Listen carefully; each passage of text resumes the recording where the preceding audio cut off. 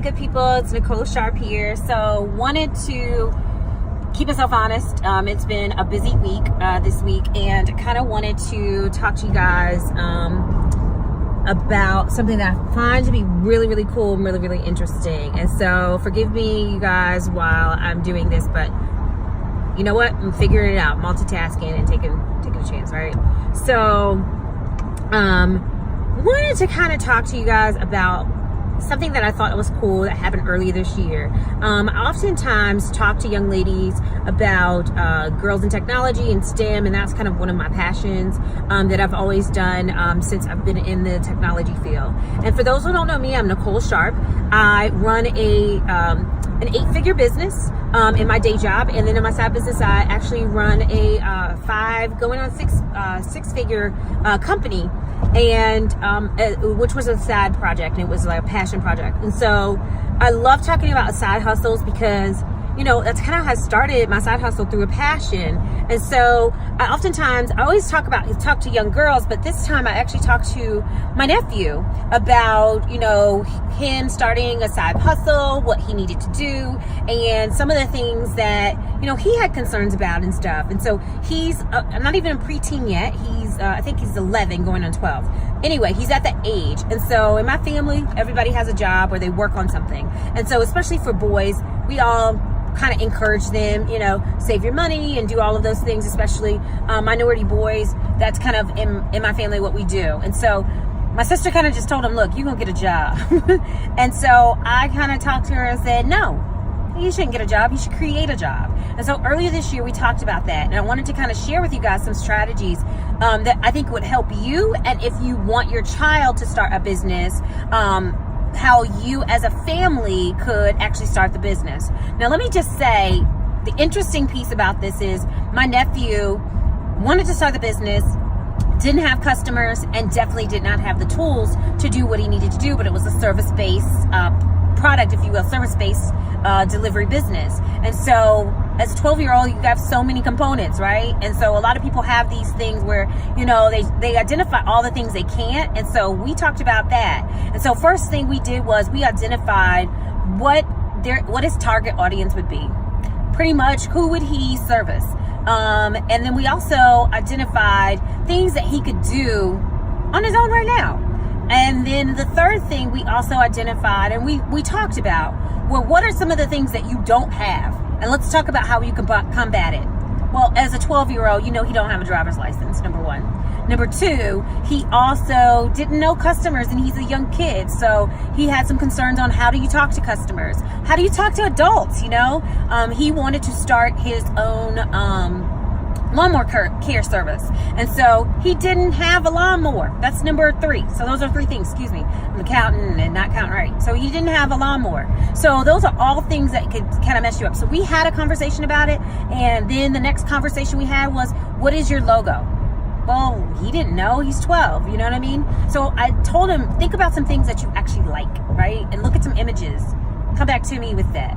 He never came back to me, but it's okay. Because after that, during that same conversation, we talked about the name of the business, right? And so as we talked about the name of the business, you know, it was really cool and really interesting that he came up with some names. And so I won't share his name because he's underage, but, you know, he started the business. And, well, let me say this. I did not know he started the business. So about a month and a half ago, you guys, I'm on the phone with him, and I like to touch base with him, especially around grade seat time, you know, especially spring break and stuff. And so I have this whole philosophy. So if y'all hear from somebody else, y'all know it came from me or somebody I know to talk to him. And so I say to my nieces and nephews, what them grades looking like? Like, that's how I talk to them. What them grades looking like, right? And so they want something. Their job is school. So you should be on honor roll. Everybody isn't. They're smart, but they're smart in unique ways. So for him, my thing is, if you are not making A's that reflect, or if your report card does not reflect the sound of you getting your tonsils taken out, or you're at the dentist, for those who don't understand, may or may not go to the dentist, it should say, ah, you know what I mean? If you sing, you should know that one, ah, is that. If it doesn't reflect that, then we don't need to be talking about new shoes, new nothing. And if it doesn't, and if it's not all A's, it's okay. It should sound like a sheep. you know, and that means bad, right? Or it should sound like you got a 6-pack. So that's my going joke. Do your grades sound like you went to the dentist? Is my first question. If not, do they sound like it looks like you were around a sheep? That's my second one. And also, does it sound like Abe or Ab or something of that nature? If it sounds like Abe, we have problems and we need to talk and address them. Because if you have an E or F, we have a problem. So I always do that, and I always say, okay, if it reflects your back, then we need to talk about it. So that means ABC. And so they're very familiar with me saying that. And so anytime they ask and they have something, it's what them grades look like. And so oftentimes, if it ain't what up to par, they stop the conversation. Well, in this instance, he says, my grades are really, really good. I actually got my tonsils taken out. So it's our going joke. And so my sister tells me, do you not know he actually went out there and utilized all the tools and strategies of what you said? And he tells me afterwards, because he hears our conversation, he goes, I made $100 last weekend. Now, for a 12-year-old, well, I can tell you, I'm grown. Anytime I make $100, I'm excited. I don't know about you, but I would be so excited. But he made $100, and he had consistent customers. The interesting piece was he still didn't have a car and ain't gonna get a driver's license for a couple more years. He didn't have a lawnmower. And he definitely still is afraid to talk to adults, you know? And so he said, I did it. I told you I did exactly what you told me to do. And I made money and I did it. And now they want me to do their yard every week.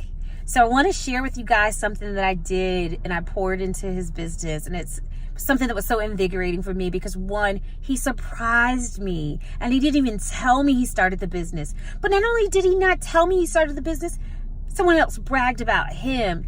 And the interesting piece was during the time where I poured into his business, he had an opportunity to create potential more business. So I just wanted to share that with you guys this week. I hope you like it and hope this helps someone. And if you have children that actually wants to start a business, you know, utilize those strategies and make it fun for them, you know, because they're kids. And I told him after he started that and he had customers, some other things that he needed to do, and he's implementing and he's kicking butt and he's doing excellent. And I let him see this whole video that Steve Harvey did from $7 to 7 million, you know, just by doing a dream and just starting something that's cool. So just wanted to share that with you guys, that kids too can start a business and it can be a family side hustle.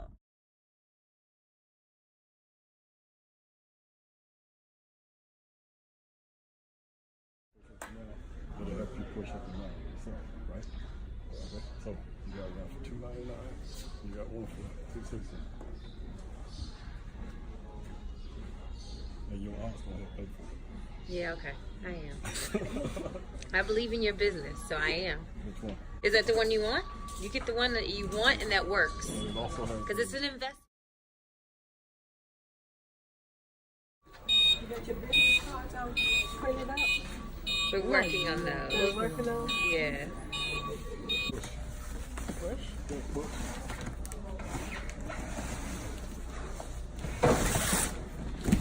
I'm pushing it. I was trying to get it under the thing.